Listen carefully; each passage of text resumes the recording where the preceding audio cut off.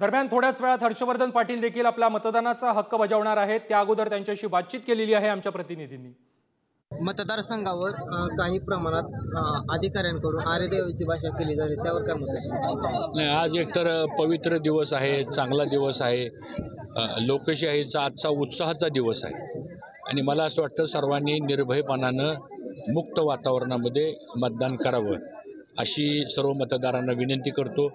आज काही प्रकार जर बघितले, आता इथं मलाच अडवलं, आता मी अधिकाऱ्यांना सांगतोय बाबा मी उमेदवार आहे, मला सगळीकडे फिरायचा पास दिलेला आहे, पण तरी पण तो अधिकारी म्हणतो नाही तुम्ही इथं थांबायचं नाही, तुम्ही ह्या रेषेच्या बाहेर जावा।